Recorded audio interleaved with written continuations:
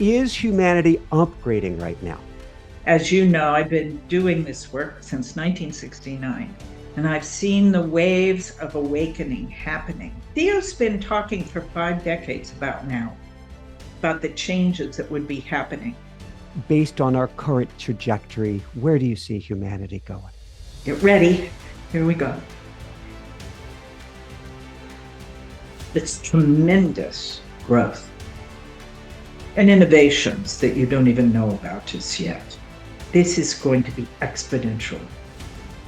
There are always going to be the innovators, the creators. The sciences and the arts will bring the peace that you seek, and your connectivity with each other will be as well. And each moment is a new beginning, is it not? Each breath is. What is the one thing that we get to know today, Theo, that maybe we've never heard before, maybe all of humanity hasn't heard before, but that we need to know right now? The one thing, and you've heard it before, probably to ad nauseum, but you don't believe it, is if you...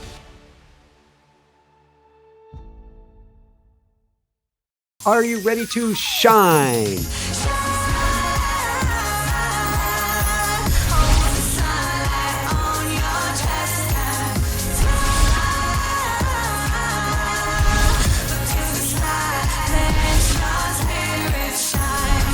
Shine bright. Woo-hoo!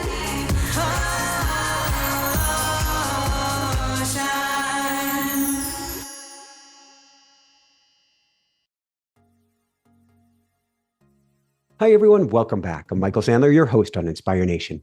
If you've ever wanted to hear from the Archangels and know where we're really going and if we'll make it through these times, then do we have the Ask Theo show for you. Today, I'll be speaking with Sheila Gillette, the best-selling author and channel of Theo, the 12 Archangels. And that's just what I want to talk with her about our physical and spiritual evolution, what's happening on planet Earth, and why we're here now. So welcome back to the show, Sheila. Are you ready to shine? I definitely am, Michael. It's great to be back, and I know we're always having fun when we're together, so I look forward to this time. We are, woohoo! And we were just speaking off air. We spoke about Hanabear. We spoke about Scottsdale, about the energy of the earth. So I'm kind of buzzing with the energy of Arizona and the Southwest right now. So before we dive right into things, though, Sheila, is humanity upgrading right now? Yes, we're fully in the fifth dimensionary energy now. And what that means for us is a tremendous consciousness shift that's not happened in the human experience before now. And the veils between our multidimensionality is very thin. We can know past lives, we can know future, even, we have that ability, and people are starting to experience their own experiences with these things. It's not just lip service that we give it. As you know, I've been doing this work since 1969, and I've seen the waves of awakening happening till this time. To this time, we're changing belief patterns that have been passed along for thousands of years, generationally, that don't work anymore. We're changing our global patterning, such as politics, economics, all these things that we are connected by because we're one species on the planet and we are connected. And I'm very optimistic, even though it's so chaotic outside. Out of the chaos will come order, and we need to look for all the positives that are happening because there are many things that are, and we've all chosen to be here.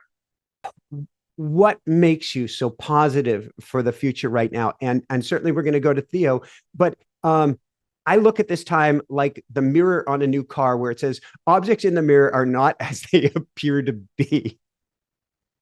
Oh, that's a great analogy. I'm going to use that one. I'll Go give you for it. It's credit. yours. But it's true. It's true. Theo's been talking for 5 decades about now, about the changes that would be happening.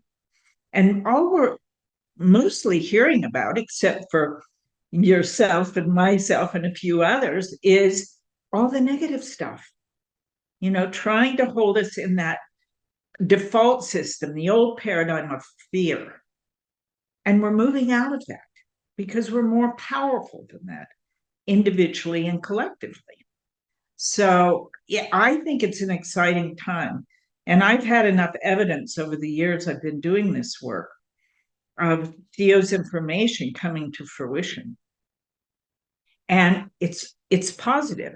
You know, you probably feel the same way as I do. And there's many things out there. I call myself bullish. I am bullish for the future at this point. Yeah. But if there's anything out there that you're listening to or hearing that isn't consistent with upgrading, up leveling yourself, letting you know that you're loved and lovable, and letting you know that you're more powerful than you think you are, and that your soul's bigger than your body, and that you're here for something special. And this is something special that is happening, this shift of consciousness. The old paradigms, the old belief systems don't work. And we're finding that to be true. All we have to do is look out in the world and all this chaos. But there's going to be a new order of things as we use our personal power to say, no, there's only love, and bring that to the planet. There was a guest recently, Carolyn Mace. Carolyn Mace said, we are shifting from the love of power to the power of love. That's great. I totally agree 100%. Got to be honest, people feel very disempowered right now. And that to me, it's by design, by the old system. And I'm not a big bad ooga booga, but those in power want to stay in power. That's fine. It's not going to work out. We've got a bigger plan going for all of us. Please come with us. It's all inclusive. But as people are feeling disempowered and we say, well, humanity's shifting, we get to choose to go to love. When people are so exhausted, they're going, uh-oh. And particularly with what we've been programmed, if I don't make that choice, if I'm not strong enough, is it still going to work out? Yes. Yes. And you know that Eleanor Roosevelt, one of the favorite quotes I love, Theo loves too, is all the water in the ocean cannot drown you unless you let it in. And I think of that often with all the chaos out there. And what are you listening to? Really? And have critical thinking. You know, you don't have to let all that chaos in. You don't have to let all of the old paradigms back in. You can choose, and it's all choice and decision. Yes. To be listening, looking at, empowering yourself with what if something wonderful is going to happen, instead of the old default system of what if something bad will happen. It works the same way, because fear and faith ask the same of us, to believe in something that's still unseen. And if we're believing in fear, if we're worrying, that's praying for what you don't want. Flip that around and pray for what you do want, in the sense of putting the energy in the universal field. I like even planning for what you want. So I was going earlier today and I was making sure I was looking at my race calendar and I was signing up for this national championships, this North America challenges. And I said, we've got to keep that space in the calendar for the world championships this fall. And you have to win like a national championships to go to the world championships. And I'm like, well, let's put it in the calendar. I'm planning on it. Whether it happens or not, I'm drawing myself to the future that I desire by focusing on that, rather than, well, this might not work out and that might not work out. Or if I turn on the fear box, why, blah, blah, blah, blah, blah, blah, blah. Exactly. You're exactly right. And the thing is, I love what you said. You put it in the calendar. We do calendaring too. And when we started doing that, you know, several years ago, it was amazing what life did in a year. And all the things that we wanted to do, all the fun, all the graduations, all the parties, all the travel, it got done. But in the years past, when we didn't calendar, we didn't plan, to your point, like it just, the year happened and where did it go? Using the calendar is so important. I totally agree. Theo talks about the calendar being like a river. Yeah. And, rivers have rocks in them, and the river flows around them. And if we put our rocks on the calendar, like you did with your sports, those are rocks in your river. What happens? Your work, everything just flows around it and they get done. And, I like that analogy because we're in control of our time and our year in our life. Life is happening through us, not from to us, through us, for us, as us. So we're creators. I Yeah. hadn't planned on going there, but you're making me think of Dr. John DeMartini. And he talks about when he had been homeless and dying from eating, I think it was pinyon pine seeds on probably the Big Island, but maybe it might have been by Honolulu. And he gets out of Hawaii.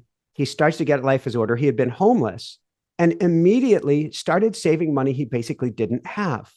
And the funny thing is, the more that he saved the money that he barely or almost didn't have, the more money that came to him to fill that vacuum, which is the same as what you're saying with the calendar. If we plan on having those funds, the funds will start to appear. If we plan, as the world in quotes wants us to, on gloom and doom and storm and mayhem and chaos and derision and division, we can have that. But if we plan on something even better,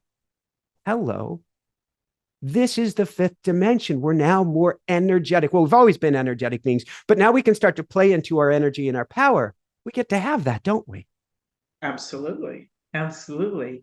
And what people bump up against is their belief about their worthiness to have it. And we do a lot of work with that, as you know, with the soul integration process that Theo brought forward. So when I started doing this work, and it's the how to change those limiting beliefs. And it's rewriting the script. Events that challenge you in your life, they're just the curriculum of life for you to grow from. They don't have to define who you are. So and horrific things happen to people. They do.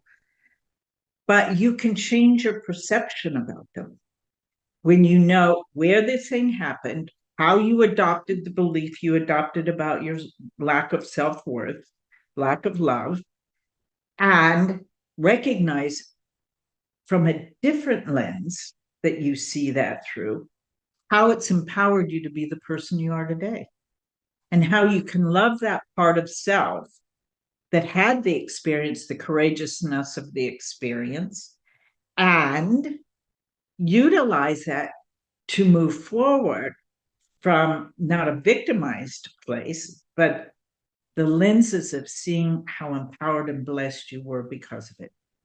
I just picked up, I disappeared off camera for a second. You might have gone, where is he going? I had to get my snow globe that my Hana bear loves to play with now. It's a snow globe with a little smiling shark. I don't know if he'll spin around and you can see it. He's a smiling shark. He's a happy shark. But what I like to challenge people to do is you see an event come up, you see a wound come up, you overreact to something. You don't judge yourself. You go, oh, goody. This is the good stuff. Let me look at it. Let me study it. Let me find out that there's actually a smiling shark inside of there. And now I can play with this. That's what you're talking about. Yes. And you can love on that part of self. Love it forward, because we get frozen in those moments. Our part of us is frozen. So what you're doing is defrosting them and letting them come out to play, right? To play. The happy shark can play. So can you share with us one tool? Because it is, so you're getting what I'm going to call the cosmic smackdown, which is actually upgrades. We can't see it in the moment, but people, one of the most common questions is, everything was going good and I was doing all the work. So why all of a sudden did something, quote, bad happen? And I'm like, you were ready. You were ready for that next level. You were ready for that next evolution. This is a good thing in disguise. And I ain't going to make light of it, in disguise. But how do we take that person who is hurting and help them understand something really good can come out of this, something great. But more importantly, you are not, I think the term wasn't disempowered, but it was basically, we don't believe in ourselves. We don't believe in our goodness. We don't believe in who and what we are anymore. That's true.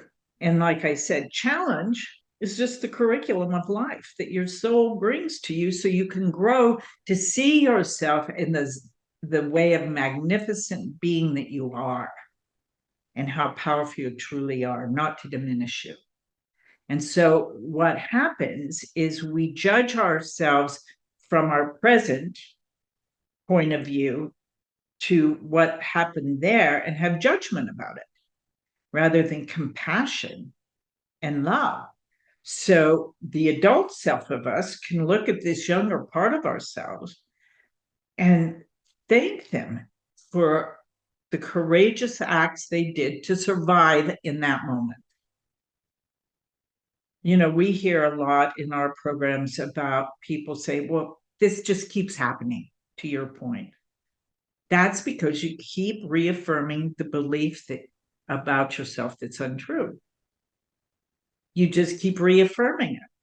Theo calls them a string of pearls, in the sense it starts at one age, and then, you know, maybe you're 5 years old and there's something that happens. And of course, the belief outside yourself is, I'm not lovable, I'm not enough, I'm not pretty, handsome, whatever the not enough is. So then you get in relationship because we're all looking for love. So we get in relationship with somebody, and that pattern's repeated because we're holding the belief back here that we don't deserve the love we're looking for. And so the same thing happens again until we realize that we can change the script, we can change the movie of our life and rewrite that belief to love and loving that part of self forward. And then relationships change, conditions, circumstances change. The money shows up in droves because you're saving it. You have an intention, you've made a decision that your life is going to be different. And it's, you know, we can say, oh, yes, I'm going to be different. I'm going to do this, I'm going to do that. But until someone makes a decision, like you made the decision this year, you're going to win that race and all of them and go to the big event and you're going to win that one. You've made a decision, right? Yeah. That won't happen without that decision and that intention. And of course, there's action steps that you're taking to assure that that's going to happen. You know, when we think all the good thoughts, they're wishes, right? Until there's a decision, a must. As Tony Robbins would say, make it a must. Make it a must and miracles happen. So that's what you're doing, Michael, and that's what I do in my life. And that those of us who've been students for a long time of spirituality, in the sense of really doing the inner work, we're finding those tools that empower us, and then those things come to fruition. But you have to believe in them first, or they don't work. So you have to gain a belief of possibility. Thank you. Can you share? So you mentioned that Theo has given so many examples that it'd be impossible not to believe.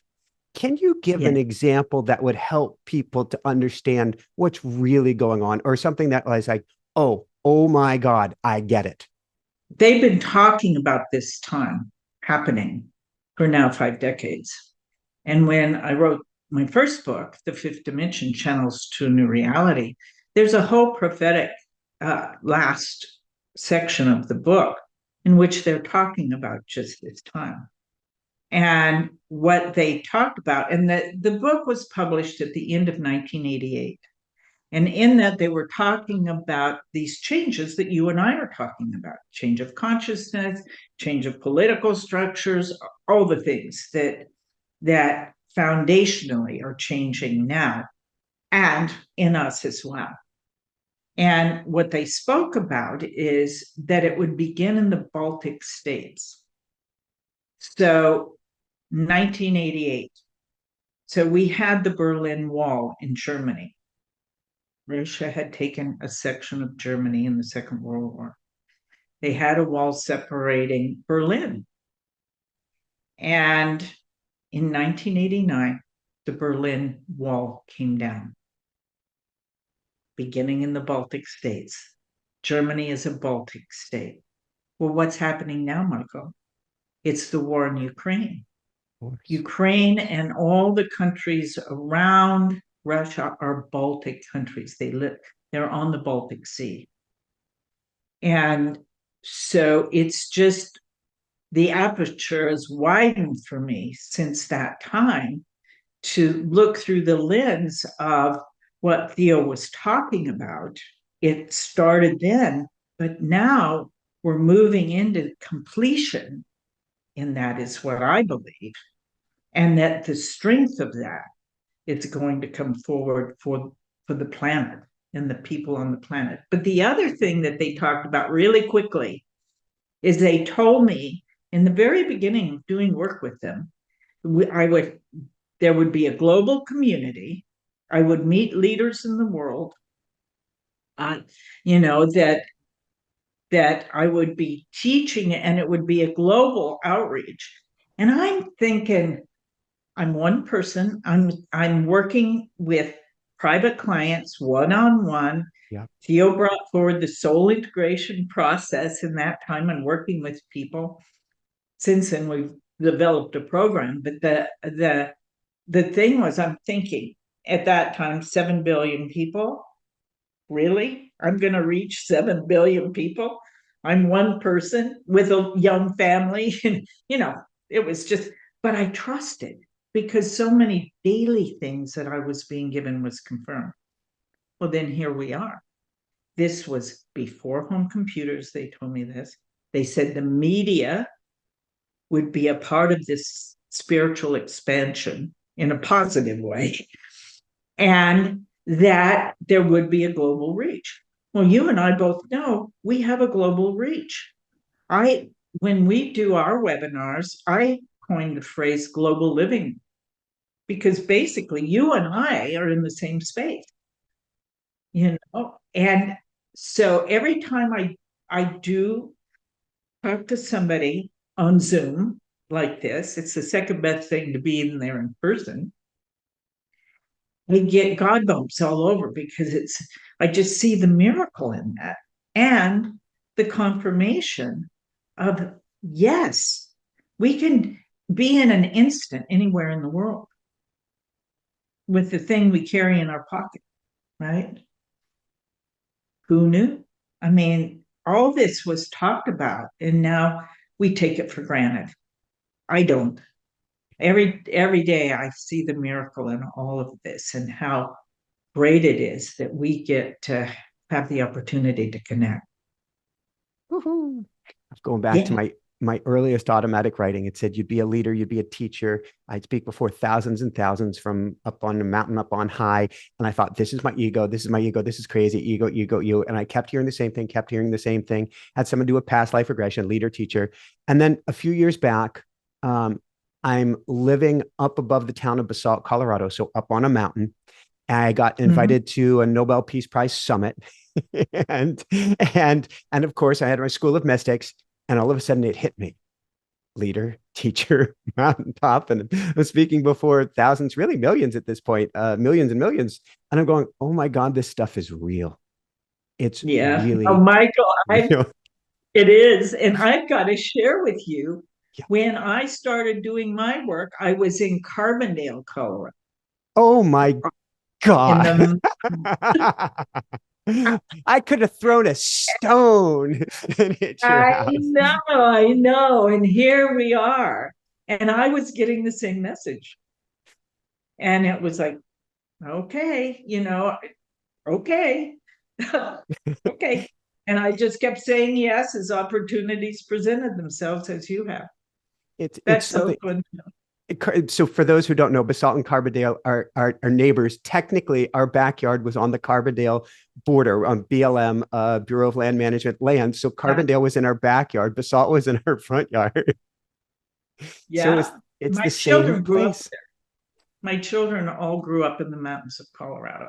Oh They my all God. still live in Colorado. So my youngest one lives here, but Yeah, and we're being called back this summer. We're going to road trip with the RV, and we're going to get back there because our Hana Bear doesn't know Colorado. We left when a wildfire, one came to within a mile of the house. Then a year and a half later, another one came to 4 miles. My wife got very sick with the smoke, and it was time to leave at that time. But we get back there, get to get back. when are So you going? we're going to leave here, leave Florida at the end of May. We're going to first go to Quebec, and I'm going to do an event there. Then we're going to travel across Canada, and in the middle of the summer, first, second week of July, find ourselves somewhere between Boulder and Basalt, wherever the universe tells us. Now, full disclosure for everyone here, our stuff is still in Basalt. We never planned on leaving. This is it. It's something we're teaching right now, and I'm sure you're teaching as well. We call it the power of grace. There's a letting go right now that gets to be done and gone. I'll step forward, but I realize I'm not the one really driving the ship. Yeah, yeah. Well, we're going to be in Colorado for a month this summer as well. When? Uh, the end of July Yep. till the 18th of August. Oh, we have So if got to get you're there, together. we're going to be in Carbondale. Oh, we will be there. We will be there. Well, we'll need to exchange numbers and connect while we're in Colorado at the same time. Sounds beautiful. I love the synchronicity. It brings up an important word that has to do, and everybody, we will do a little talking with Theo in just a little bit, but it brings up an important word having to do with what you heard and having to do with what I heard and what we're hearing now after this 50-year, I'm going to call it cycle, or what they've been channeling with you. Can you tell us about the word completion? And what does it mean now? Because we just experienced completion, that all of a sudden we're seeing what we've been told about. What does that mean for humanity?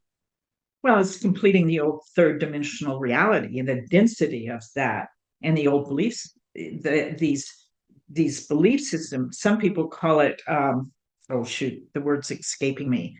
But a lot of psychological models now are in releasing generational patterning, and that, and that's what soul integrational process does.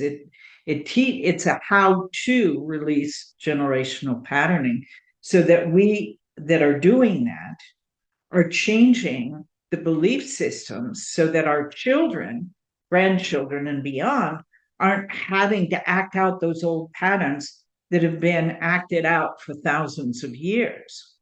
And so we're breaking the mold, so to speak. So that's the big change, because as we change our belief systems, as we change to not the default of fear, but to a new default system of love, Theo says we'll have peace on our planet. And that's what we're here for, to be a part of that change inside of us, but also as a collective. Which is the I'm so enthusiastic about and optimistic about, as you are. Thank you. Has Theo talked to you about a time of Atlantis or Lemuria or any of these other existences or earlier civilizations of humanity, and why now is the time we're making it through, and why they weren't able to make it through then? They haven't really talked about why they weren't able to make it through, but we've had influence in all of that, as souls. Theo says also there are billions of choices of incarnating. Earth is just one of them. And so that's being brought to the surface for a greater understanding of how powerful and knowledgeable we are if we allow it to surface and come forth. In fact, they call it broad, instead of being so myopic, broadening the aperture to a greater understanding, which will use more of our brain and all that good stuff that our body gives us as this vehicle, but our souls empower and empowered now. And we're having all these experiences. That's why we're having these awakenings happening and these spontaneous recalls of other times and places. And it's giving us the confidence to move forward, to know that we know more than we think we do. And we are more than we think we are. And that's blossoming, not in a negative, like narcissistic sense, but in a very positive sense of being able to birth this new world to be lived in, that we can do this and we can do it with love. If we love ourselves enough, for sure. Well, that's the big piece is that needs to be like curriculum 101, kindergarten curriculum. Well, they might still get it, but somewhere early on, we're not taught to love ourselves. In fact, we're taught if you don't do, then you aren't. If you don't get this grade, then you're not. Versus the exact reverse. You know, however well you do in school, we love you. We've got your back. You're taken care of. You're going to be great. Now, that would be a curriculum we could all learn from. So the big question for me before we dive into Theo here, has the message stayed the same or has it started to change, particularly as we get, I call this time period the quickening. We seem to be in an accelerator of growth right now. Have the messages changed at this time? Yes, they've broadened. Like I said, broadening the aperture. They've given us information in this container. And that's all we could hold. And now the information is getting larger and larger because we can understand it. We couldn't understand it. It was like we were in elementary school. They couldn't have given us university educational classes in elementary school. We had to be ready for that information, right? So that's the way I see it. It's taking information, just the first little bits. We learned mathematics and we learned how to read, and we learned, and now because we have those skills now, they're taking us into secondary education and university education. And that's how it's changing. Then I've got to ask, how has your personal perspective or understanding of the world started changing, particularly in recent years? And I want to go energetically as well, because to me, I like to say language is not our first language. As you go down the rabbit hole here, you realize that the words have a vibration. They have an attunement. You've talked about this forever. And so when you're bathing in the words, you're actually getting, to me, the words are like the old school movie Contact with Jodie Foster. And you first get one TV image of what's coming from the other civilization, but you realize there's another layer and another layer and another layer. And to me, there's no depths of the information that's being carried on the energy beyond the word. To your point, I was just doing an interview in Gaia in January. Yeah. And talking to the people there. And one gentleman, he was asking a scientist and quite a deep thinker and creating health products and so forth, and creating a new thing that will help our brain work better, and talking with Theo about it, and all these concepts of science and molecules and different things that they were talking about, and Theo was answering him, but he had the mind to receive that information. But there were a few times that Theo said, we don't have words to speak to this because your vocabulary is limited. So they wanted to answer his question, but they said, we can't. We don't have a way to describe it for you. And they've started doing that a little bit more. I would say in the last year to 2 years, that now people are thinking of bigger questions to ask. And to your point, are limiting. Because all what we're talking about, Michael, and I know this is true for you, because you're such an experienced guy, it's all experiential. You know, I can't tell you the number of the times that people ask me, well, what does it feel like for Theo to come in? Well, Theo takes over my body and it's weird, you know, not control of your body. But I can't describe to them. The only way I could describe it is to someone who's having a similar experience. Like we've had some conversations, and there's, I say a couple words and you go, oh, yeah, I got it, because you're having your experience with it and you know how indescribable those things are, and you do the best you can to try to inform people, but it's not enough. It's not really how you could describe it if you had the language to do it. So it's we just have to trust our experiences. It's so interesting when the real world, I can't believe I was going to say that, but the outer world mirrors this conversation right here. I love it when it was happening. I was just having a conversation with someone who's from Germany, and this was less than an hour ago, and we were talking about all the different languages that I can butcher. and I can butcher, forgive me, everybody, a lot of languages. I do not speak them well. I could survive many places. But what I've learned is the more languages that you have under your belt, the more ways that you have to describe the ineffable, because you're a little bit less limited by your word choices. And that's what you're talking about. We in humanity are limited in describing the ineffable, the undescribable, because we don't have the words to do so. It's true. No less real. True. And that's very true as well. So would you mind if we call in Theo for a little bit? And these are the archangels. And sure. We play for just a little bit. Okay. It's my pleasure. Takes a second, as you know. So get ready. Here we go.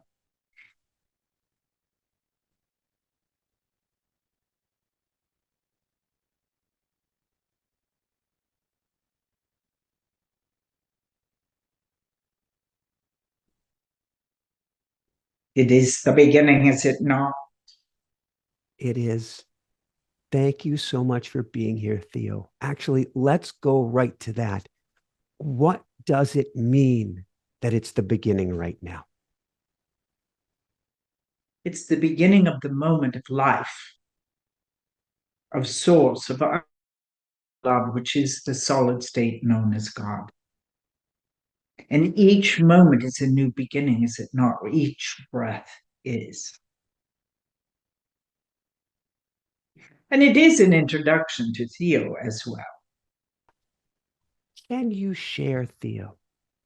I've heard from teacher after teacher, and I've heard on my own, and we were just discussing it, Sheila and I, that this is actually a beautiful time in disguise, that humanity will make it through. But why is there such a heaviness right now? And is that heaviness necessary to help us make it through? It's not necessary, but it's visited upon people's minds and hearts by a vibrational frequency. Everything has vibration and frequency. And so when there is this palatable fear in the atmosphere, it is a frequency that people are feeling that density of. And so it's important to recognize that if you're feeling uncomfortable, feeling down, depressed, whatever it might be, that you're absorbing this energy in the atmospheric frequencies, and that's not you. But being an empath that you are, you're absorbing this. So when you notice these feelings, take a deep breath and see them leaving your body. Like the wind, the breeze going through the screen on your window. The screen does not hold the breeze, it feels the breeze and lets it go. So you have the power to release that energy from you that is not you. Thank you. where is humanity headed dimensionally? And what does it look like in the coming years, physically or energetically, for humanity? So you're living in the fifth dimensionary energy. Your physicality is a part of that as well, which is a refined energy. It's not the density of the third density or dimension, which is physical reality. The fourth has been a spiritual awakening. The fifth is a full embracing of the soul that you are having a human experience. And everything is spiritual. Everything that you do is spiritual. Where we hear humans say, I want to do something spiritual, you are. You're living a life chosen by your soul to have this earthly experience, this earth body, which is magnificent in itself in the sense of its ability to inform you of the energy that you are by all the sensory perceptivities that it holds. So, in this time of tremendous change of consciousness, empowered consciousness, not from self-centered, self-absorbed, or narcissistic behaviors. Those are all personality disorders. Or you might say ego disorders if you call the personality your ego. That's human expression or experience from the brain of this body. It does not dictate your soul.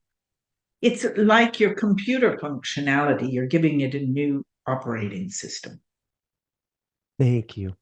As we're getting this new operating system, well, first off, is it in this lifetime that we shift out of that place of heaviness and fear?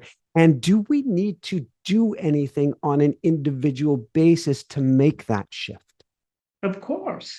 You've all come here specifically, individual souls having won the lottery. You got a body on earth at a time of tremendous change. The fifth dimensionary energy, there are 12 around the earth. The fifth is this awakening to the master that you are, the empowered soul that you are. The sixth is even a more refinement of that. As you've heard of the miracles that different master teachers have done throughout history, you can as well, for you are one. And that is the realization that's happening. And then you will be served, not that you aren't already, but by the other six into the 12th with a greater understanding and connectivity to these higher frequency. Everything is frequency and vibration.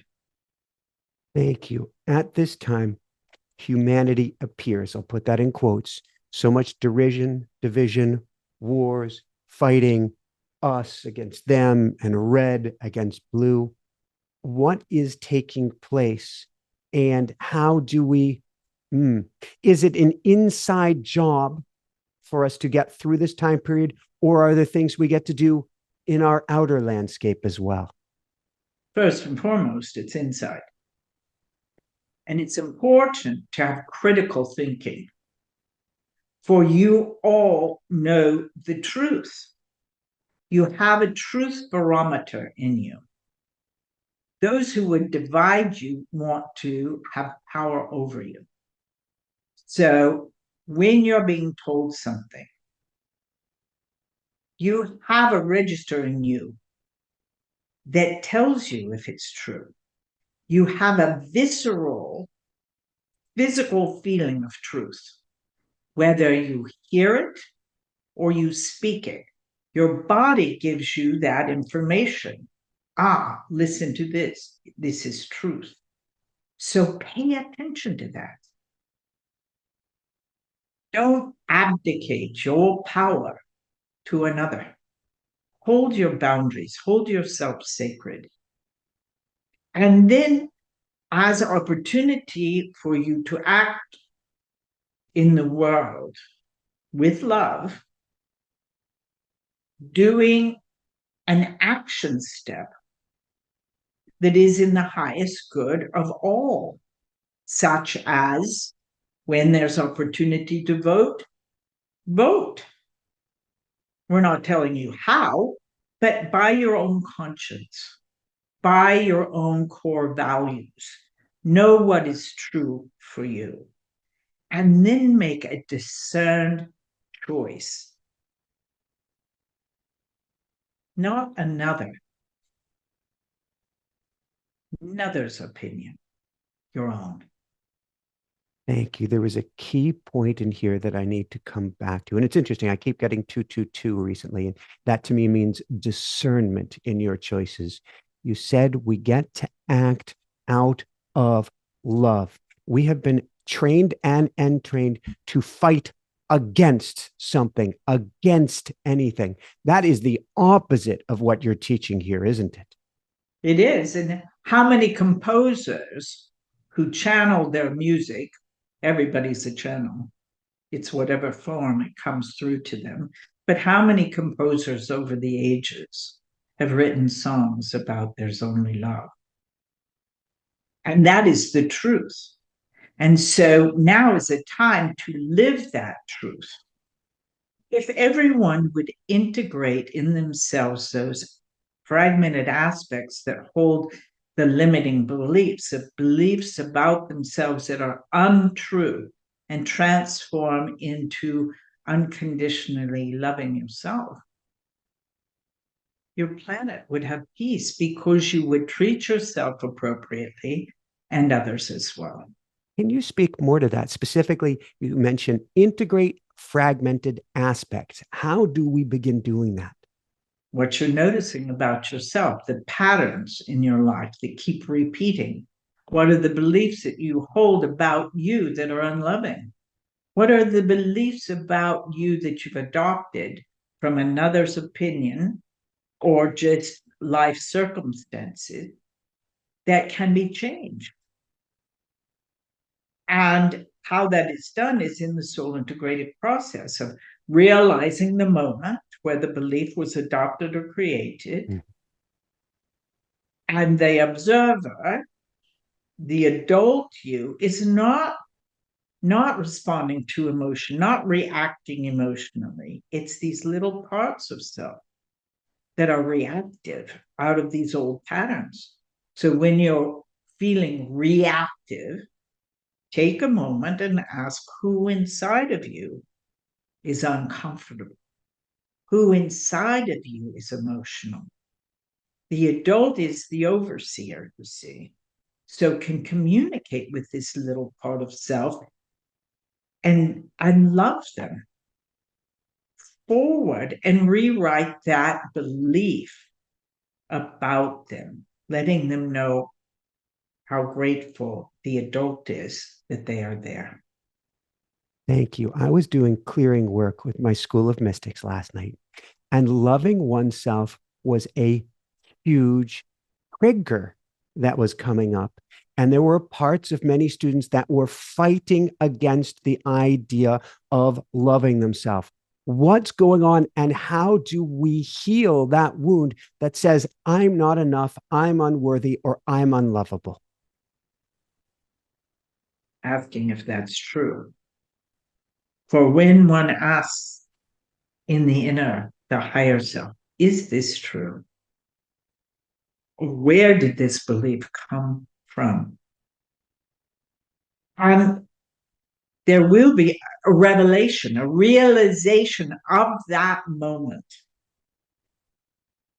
in which that unloving belief became something to live by. Accepted as truth. And when one says, is this true? The higher self, the higher power of you will clarify for you. Thank you. You mentioned that we won the lottery. It's a concept that I've been teaching a lot, that we came here, we're 7.5, 8 billion souls out of all of the infinitude of souls that have come here at this time. Is this a time period, not just of great shift, but is this a time that all, I'm going to put this in quotes, great civilizations or species get to this point and then make it to the other side? Or are there other paths through this time period for other civilizations? There's multi-civilizations, as you know. And that's another conversation, is it not? However, there are always other paths. Of course there are. There's a multitude of choices. If you look at the pictures from the universe, that you can now see the vastness of your universe and beyond, because every star is a universe in itself. What do you mean by that? The vastness. If you look at the pictures of your universe, yes, very beautiful, but they are also, you see the stars, do you not? If you could just look at the Milky Way out of your yard, that's a universe, many. Each of those stars that make the shape is a universe unto itself, a sun, if you would. And so it can be mind-blowing to think of the vastness. Just in your universe, there could be as many as or billions of planets that could survive like Earth does. There could be people on them. And science is just now having this realization.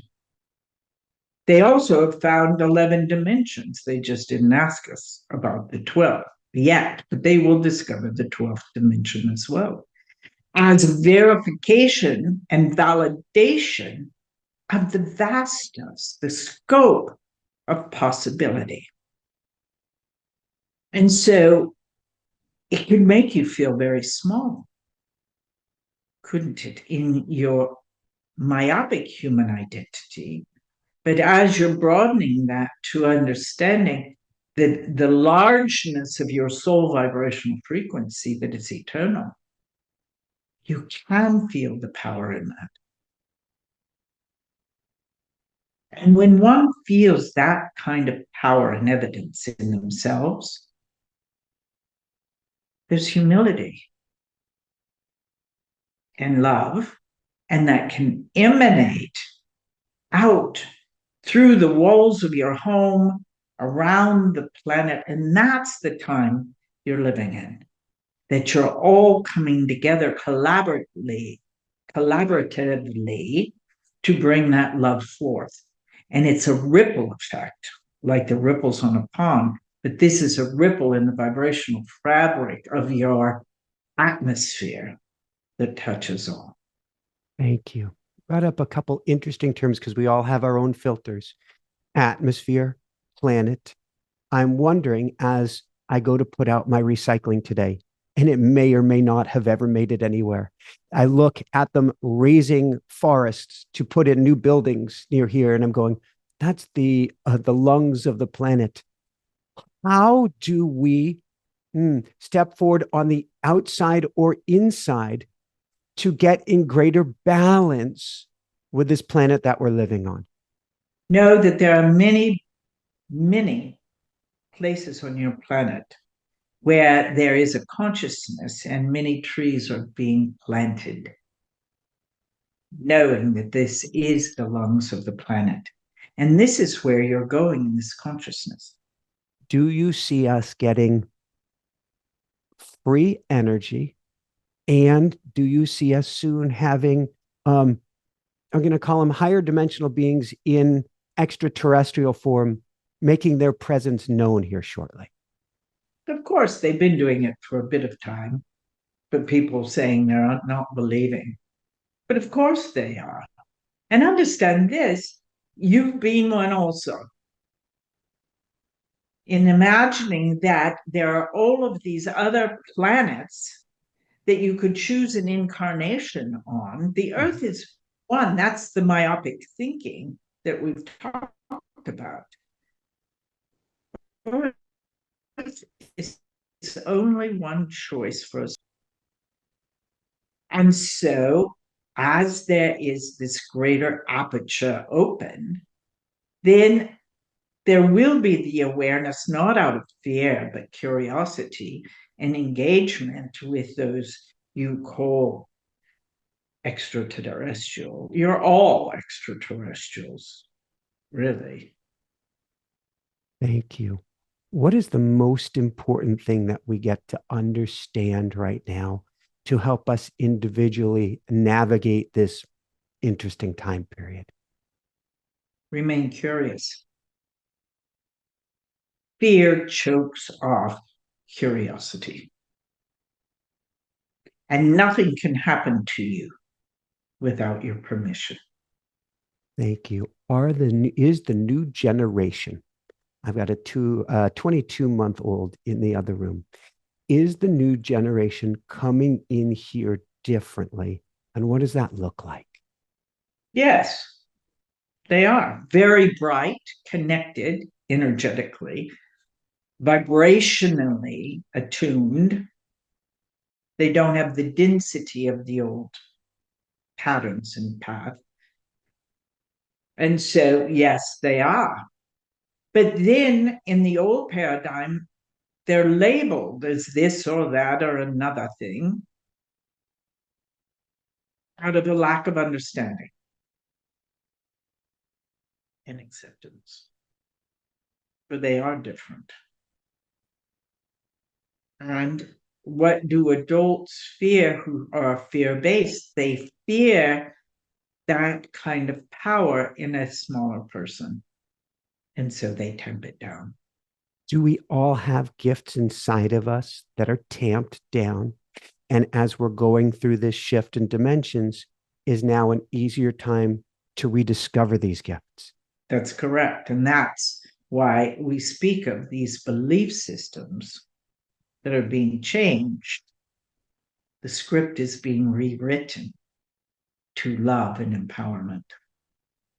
And many people fear the word power.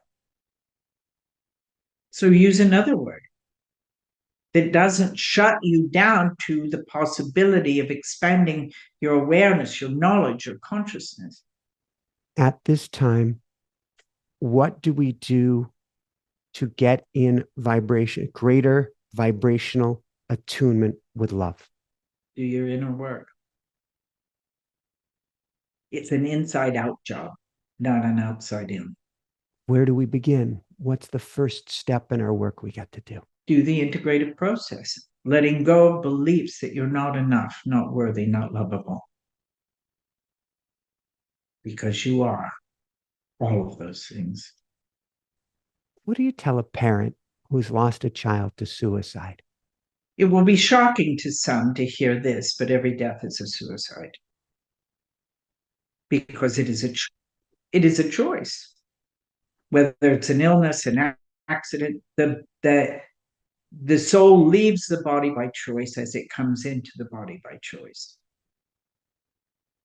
So the demonization of someone who takes their life by their own means has been vilified and judged. Yes?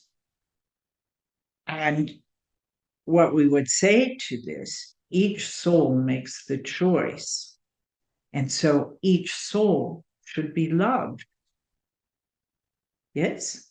But to a parent who is the surviving of a family member who has made that choice, it is difficult.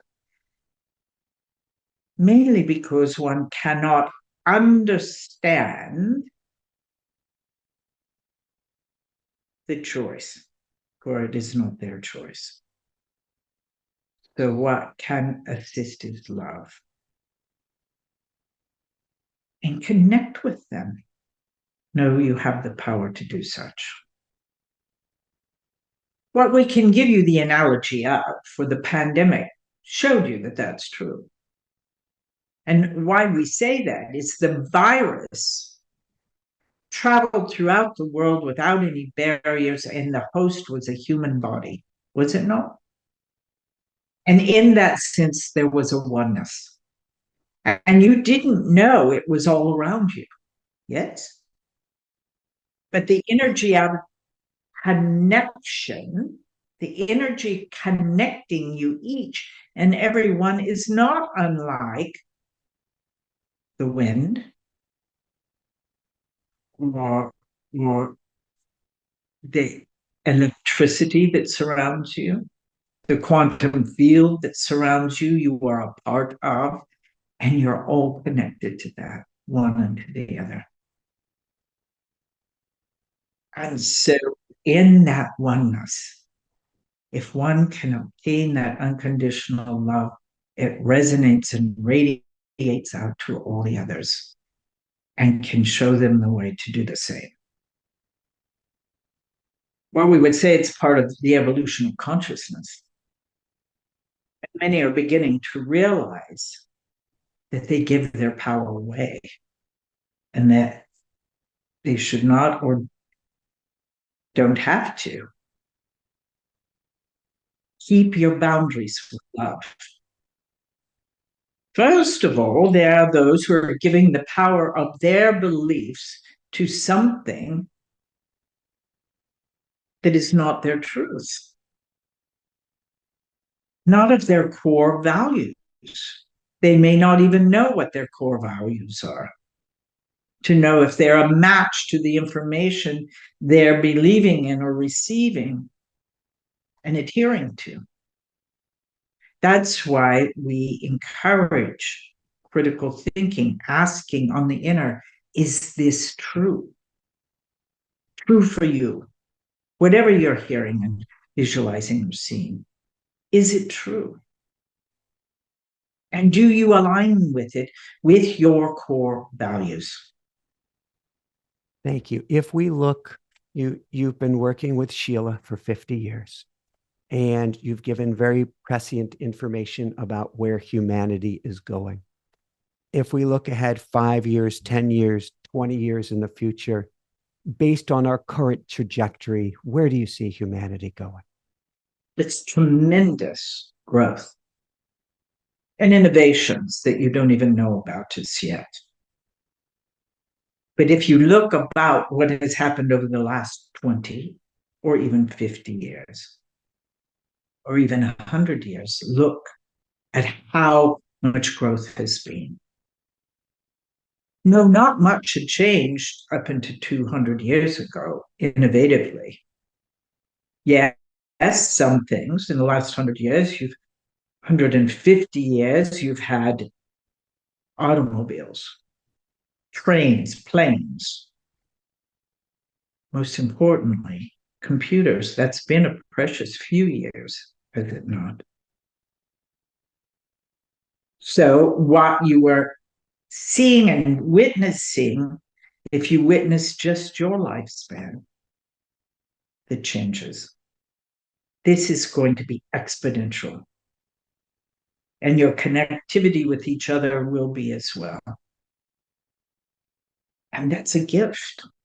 And what is being experienced, there are always going to be the innovators, the creators. The sciences and the arts will bring the peace that you seek, not the politicians. They'll be aligned with science and art and working for the people, as has been spoken of for years, but not done truly. This is the changes you will see. By the people, change comes. Can you speak more to that? What does that mean of this change and the arts? Everything's art, isn't it? If you think about it. And each of you is a channel to creativity you bring forth to the planet. So that's an art, is it not? It's part of the genius that each and every one of you bring, your soul's genius to this planet to be expressed. That is a gift you give the world, your truth. Each and every one of you came here to be special, and you are. Thank you. Couple last questions. You were speaking about all of these great technology changes. It's such an interesting paradigm of fear as control that we are getting to project a new reality beyond that. But part of that is to be scared of AI. Can you speak to this for a moment, please? AI has been around for 50 years, over 50 years. It's been around, you've been used. It's just being expanded, like all things are. It's a matter of proper usage, isn't it? And the fear is it will be misused and abused. And who has control over that? You do. This is being invented. It's already being invented. It's just being refined. How can you use it at its optimum use? Positively. There will be those who try to use it negatively, but what will happen, it will be seen as such. All the negativity is surfacing as we speak to be seen and changed. Don't be afraid. Don't be afraid. There are those who want to control you that count on your fear. Is there a way we can take that fear and alchemize it or transform it into something positive, into love, into light, whatever that means?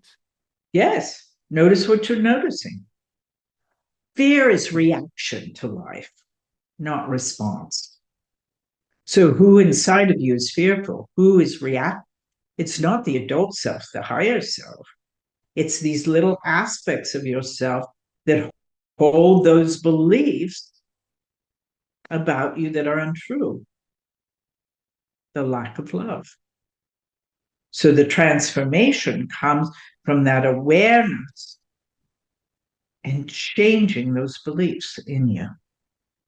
Thank you. What is the most positive thing you can share with us about humanity at this time? If you could see yourselves as we see you, there would be no discontent. You are powerful vibrational frequency beings, souls that are eternal. And you are more powerful than you know. And as you begin to understand this, there will be unconditional love. Are there experiential, and thank you, big thank you. Are there experiential ways, markers, something that we can see, signposts to go, aha, this is what Theo was talking about. I am that. Yes. Applying what we've spoken of to your own personal experience and rewriting the script, you'll have your own evidence in your own life of transformation. Thank you. What is the one thing I call this kind of there's a detective in the past, Columbus, on a TV show, Columbo, who would always ask the one more thing question that would end up helping uncover who the real criminal was. In this case, there's no criminal. But what is the one thing that we get to know today, Theo, that maybe we've never heard before, maybe all of humanity hasn't heard before, but that we need to know right now? The one thing, and you've heard it before, probably to ad nauseum, but you don't believe it, is if Yes. you can attain the unconditional love of self, your whole life, the whole world changes with you. Thank you. Thank you.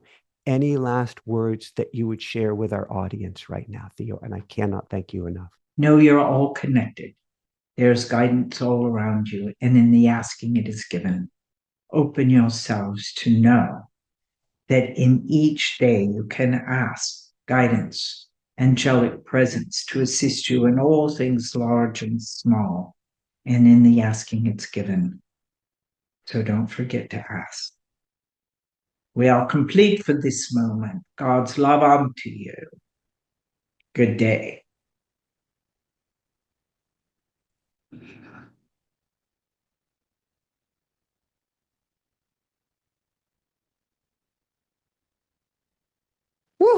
Michael. How are you doing? I'm doing great. Thank you for asking. You look like you're glowing. What do you go through when you go through this? You know, I ask Theo to balance my energy every time I invite them into my body. You know, we all sometimes get out of balance emotionally, or, you know, stuff going on in our lives that we're bombarded by. And when I get to work with Theo, it's kind of like, okay, it's that deep inhalation and exhalation, and say, okay, I'm ready to be completely balanced. So they have, in that asking, done that for me. And so that's what I feel. I feel a rejuvenation from them. Beautiful. Do you learn anything from these sessions? And I'll be biased. Did you learn anything today? I know it's in there because it comes out every once in a while. I go, oh, this is new information. It's not a total conscious recall of everything at the time. I hear it. I know it's happening. I get this. If I listen to the recording, or I listen to this interview with you, then it's like, oh, I know that. It's like remembering a dream. Both in my automatic writing, both, I guess, I don't know, thricefold in my automatic writing, in my teachings and classes, and of doing what I'm doing here with you. I am in the present moment, to where I don't even have time to write anything into the short-term memory. Mhm. Because if I write something into the short-term memory, I'm not in the present moment. Yeah. So my wife will come to me after a class, after speaking with you, and she'll say, what did Sheila have to say? And I'll go, it was great. I feel amazing. My energy's up. And she'll go, what did she say? And I'll be like, So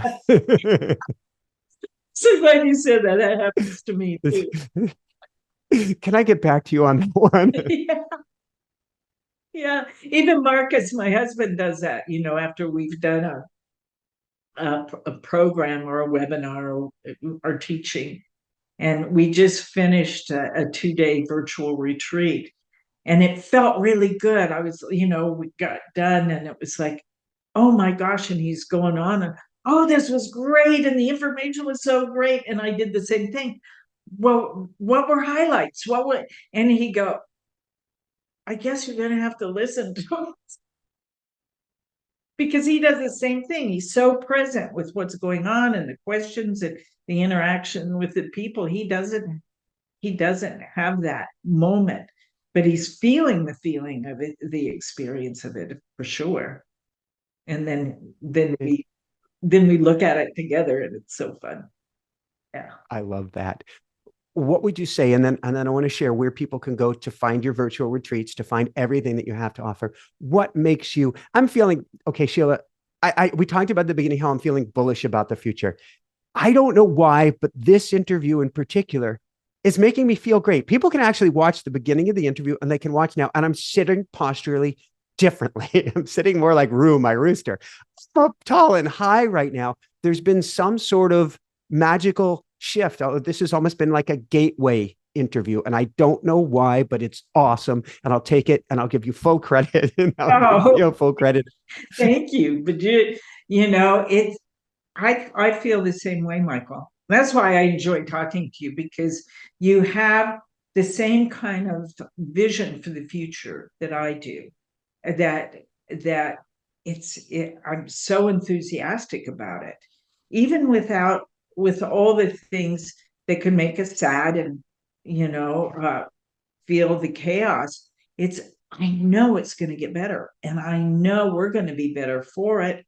And I'm just looking forward to that. But we're living into it. So living in the day of recognizing each day, really looking through different lenses of how I'm changing and how we're all changing and how we can be a part of this collaboration is always, I'm enthusiastic about that. And I'm seeing people change as you are. We are unique, I think, Michael, because we get the view of the change that as an individual we wouldn't have the opportunity, but we get to interact with people like ourselves, but also our clients, our people that come and learn and grow, and we watch that growth as we grow with them. And oh my gosh, if people could only have that opportunity in their lives, I would say do it. It's just you could have the same feeling we have, because you'll see the change.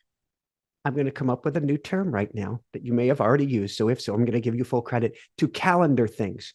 You are calendaring change in your life when you say, I want change. I'm going to join this class. I'm going to read this book. I'm going to do this one thing. I'm going to listen to what Theo said today. I'm going to take one step forward. I have never seen anyone consciously choose that and then go the other direction.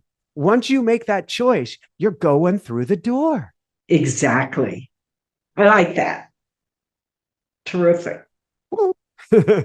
So on that note, let's have people calendar over to you. It's going to be put in Webster, the new version here. Where do people go to find your programs, find your courses, find your virtual retreats, your physical retreats, whatever, and everything that you have to offer? People can go to our website. It's asktheo.com. And we've got a very robust opportunity for anybody that's looking for change in their lives. We have many things to offer there. So just go check it out. Thank you. What has been your greatest, I keep watching myself, and this isn't obviously about me, but tumblers keep falling into place. And I'm so different now. It's on such a logarithmic curve of how different I am now, even to just a year ago. What are you seeing in your own growth and your own personal understanding of the world? What I would say to that is I just feel so peaceful. People say, oh, I want to be happy. And what I've realized, happy is relative. Happy really is relative to events or things, but peace is a solid state of being. And that's what I've realized over maybe the last few years, but definitely this last year, even with the chaos going on. I feel so peaceful and present. Present is the next word I would use. Present in what I'm doing each moment, each day, and being fully in whatever it is, whether, it's like talking to you now.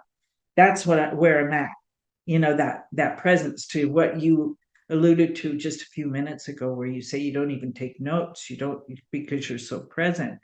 That's what I'm noticing as well, not being distracted. So last night I had an interesting dream and I wrote it down. That's how I remember it. I wrote it down. Then I went into my automatic writing and got to ask about it just a little bit because I was writing a chapter in a book this morning, or more like the chapter was coming through me. But I had a dream where there were all these amazing superpowers that I was discovering that I had. And I didn't know how to fully work with them yet in the dream, but I had these superpowers. And then I ended up meeting with a monk about the superpowers. And the monk shared something with me that I woke up repeating over and over and over again as I came into consciousness. Peace is on the inside. Well, maybe I was in your dream. I mean, this is exactly maybe you were the monk. Well, it's certainly what I feel, and I I had glimpses of it in my life. Glimpses, we all do, but now it's consistent, which I'm really appreciating. Is there one last thing? Which one? I have two last questions, but is there one last thing you would tell people if they're experiencing a moment where they're not at peace, to help bring them back to that space? To breathe. When we're going through challenge, we don't breathe. We forget to breathe. We get tensed up. And the breath can set you free, really, from that tension. But make sure it's real deep, full, and exhaling completely several times. And that can bring you back to center. I use that myself. Thank you. I don't think there's never been a time where somebody has said, just breathe. And I have not gone, oh, I can breathe better right now. Well, I discovered, when I learned this, is I breathe shallowly because we get so intense in our thinking and we get contracted in our bodies and we get scared and we, all those things. And the breath can just really open us up, and things won't feel so bad if we do that. Forgive me, I've got one dovetail question onto this. I'm thinking about Dr. Eben Alexander, when we had him on, he was talking about how on the other side, after his or during his near-death experience, he was still breathing, or more like the universe was breathing him. There was still a breath on the other side of the veil. Has Theo ever spoken to this, or spoken to what Theo would say is the breath? Probably the last of consciousness, that awareness. You know, the other thing about the hearing is the last to go. So when somebody's in that transitional place, even though they may not be communicative with you, they can hear you. And that hearing carries on into the soul. You know, we were just talking to one of our clients who had their mother passed in the last year, but her sister had passed 11 years ago, who she was very, very close to, and couldn't understand why she couldn't communicate with her. So she had this feeling that she wanted to call her mother up, you know.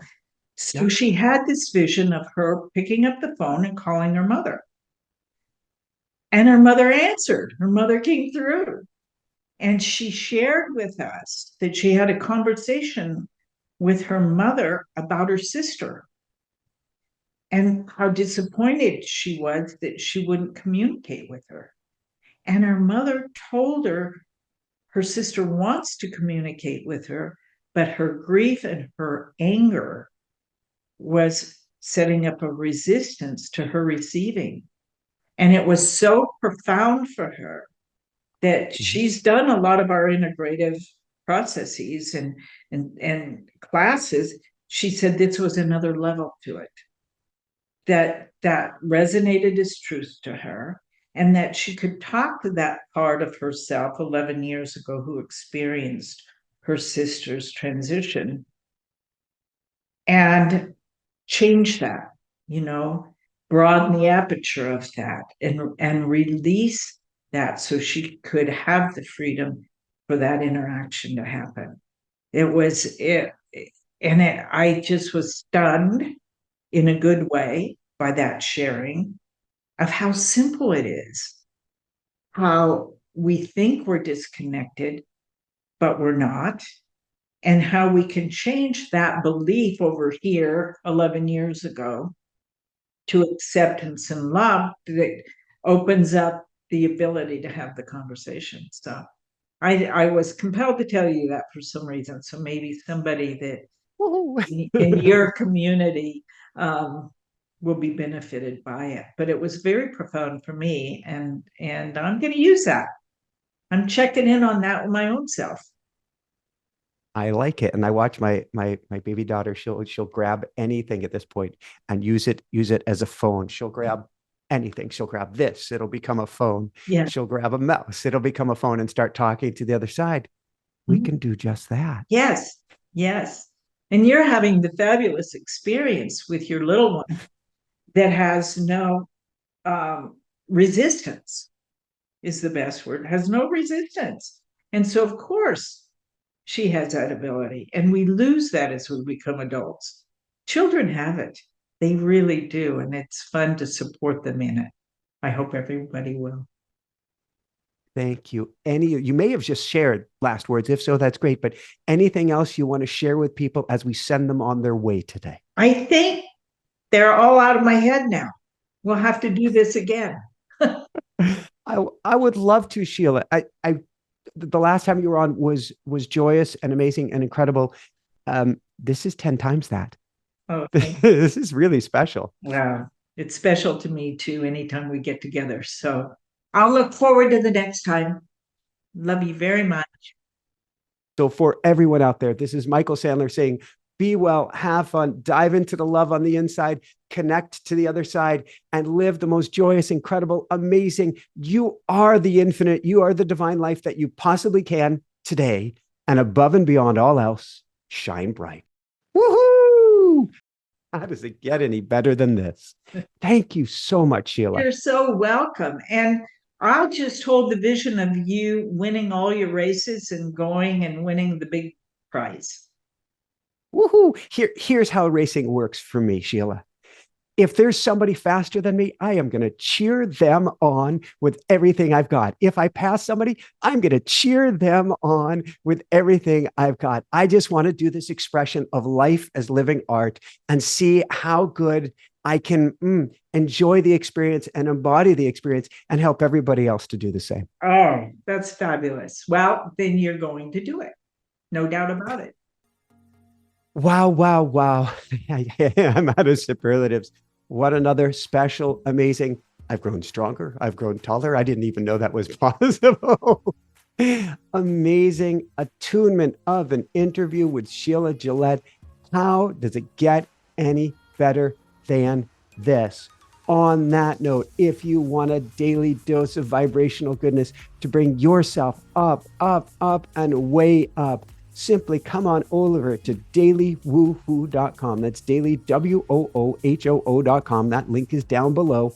And let me gift you with a daily dose of vibrational goodness to help bring your vibration up, way up. And if you want to join our School of Mystics, where we help you heal, where we help you grow, we help you live at the highest level, fully realized, actualized into who and what you are as a spiritual divine being, having an energetic experience in human form, then come join us for the School of Mystics. Links down below to find out more about that. Of course, if you want to learn how to channel with your angels, with your guides, with loved ones on the other side of the veil, and even higher dimensional beings like Theo as well, simply come on over to automaticwriting.com. Live classes there as well. Love you guys so, so much. Here's a link to the next amazing video, and keep on shining bright. Woohoo! How does it get any better than this? Lots of love, everyone. Shine brightly.